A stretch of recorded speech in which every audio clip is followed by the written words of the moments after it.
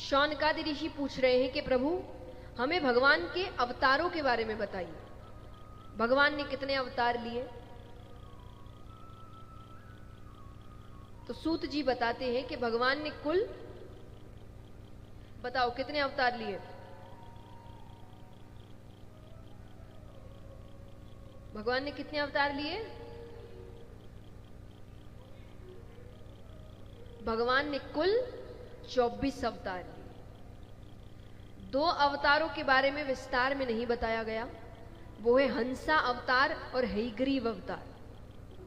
हंसा अवतार में भगवान ने ब्रह्मा जी को चतुर्श्लोकी भागवत का ज्ञान कराया, 4 श्लोकों में पूरी भागवत सुना दी, उसको कहते हैं चतुर्श्लोकी भागवत। ये भगवान ने करी हंसा अवतार में।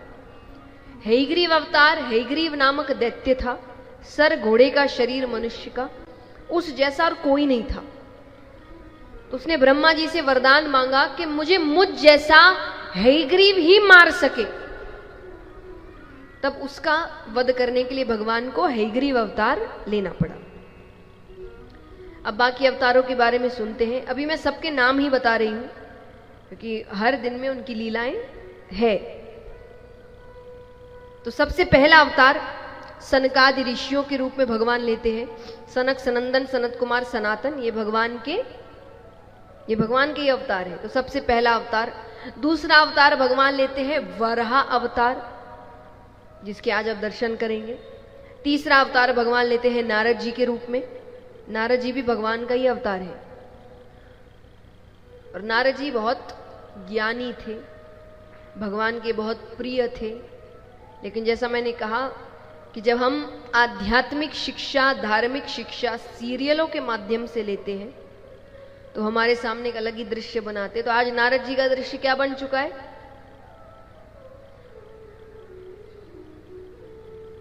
दिन भर हंसी टिटोली करने वाले, मजाक करने वाले, इधर का उधर करने वाले, बहुत ज्ञानी है भाई वो।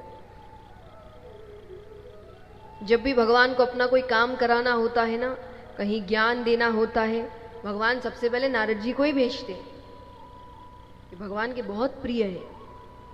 तो इसलिए कहूंगी कभी भी धार्मिक शिक्षा सीरियलों से ना ले। वो तो मनोरंजन करने बैठे हैं ना, वो कहते ही है। इसलिए तो आप देखिए समझ लिखा था एंटरटेनमेंट पर्पस। वो पहले ही उन्होंने बोल दिया कि भाई हम तो मनोरंजन के लिए बना रहे हैं। तो मनोरंजन के लिए बनाई हुई चीज में सारा सच तो नहीं दिखा सकेंगे ना, उनको तो थोड़ा सा मिर्च मसाला डालना पड़ेगा। उस चक्कर में आपकी शिक्षा खराब हो जाती है। तो इसीलिए पहले शिक्षा आप शास्त्रों से ग्रहण करें, फिर आप देखिए तो आपको कम से कम पता होता है क्या सही है, क्या गलत है, क्या सच है, क्या झूठ है। नहीं पहली बार में देख रहे हैं तो आपके माथे में तो कोई और ही दृश्य बन चुका है भगवान का। तो ये ना करें, बच्चों को भी ना दिखाएं। मैं सबसे कहूंगी पहले पढ़ाइए, कहानियों के रूप में पढ़ाइए। स्नो वाइट सिंड्रेला पढ़ा के कुछ नहीं होना जाना।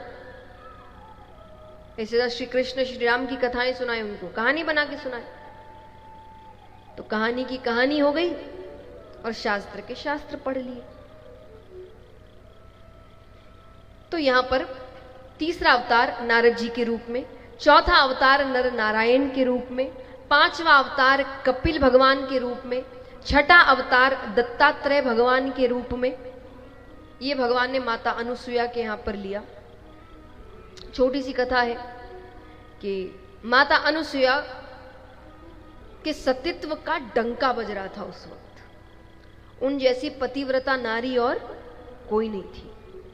तो नारद जी ये बात तीनों देवियों के पास लेकर जाते हैं, लक्ष्मी माता, पार्वती माता, ब्रह्माणी। और माता अनुसुईया की बड़ी प्रशंसा कर रहे हैं। माता ने कहा अच्छी बात है, पर हमसे भी ज्यादा। नारद जी कहे अभी तो आपसे भी ज्यादा, भविष्य का नहीं पता।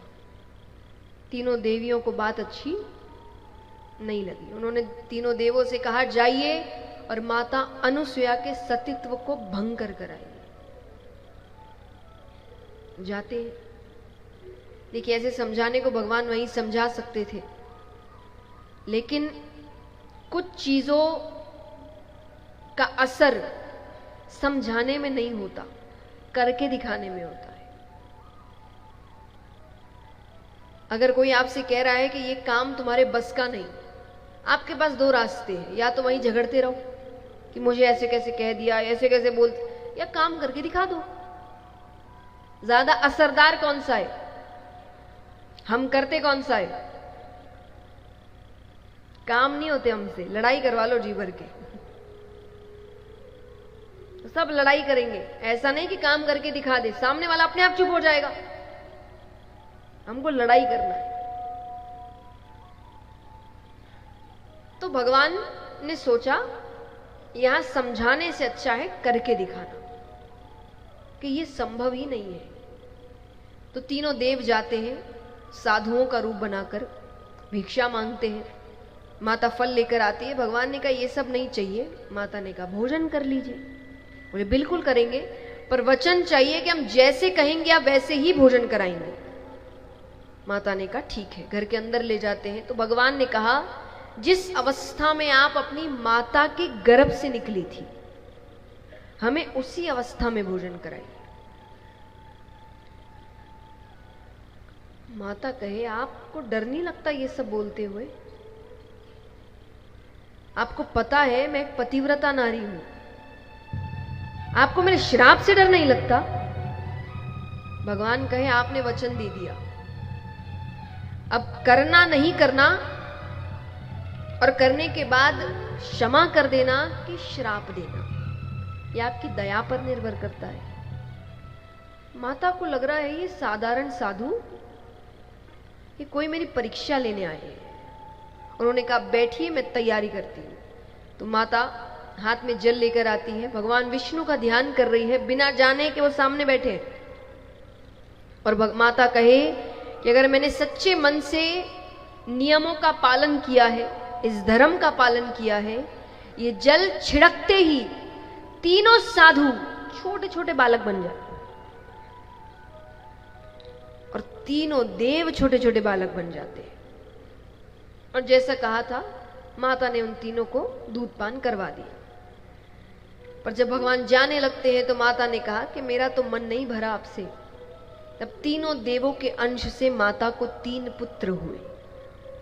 तो भोले बाबा के अंश से, ब्रह्मा जी के अंश से चंद्रमा, ठाकुर जी के अंश से उनका दत्तात्रेय अवतार और भोले बाबा के अंश से दुर्वासा ऋषि।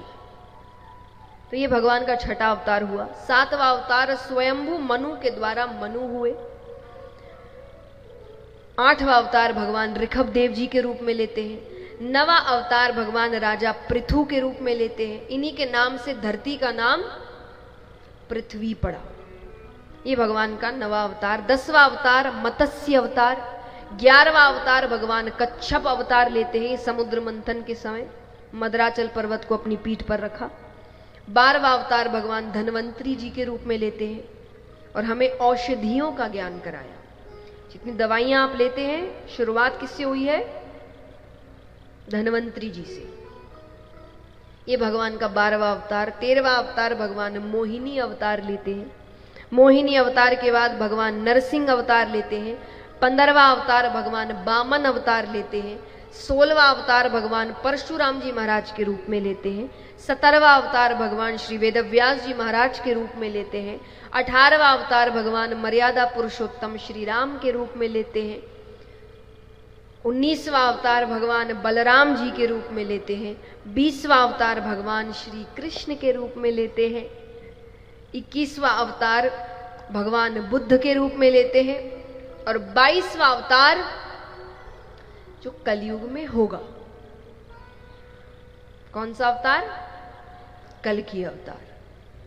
देखते कौन कौन रहते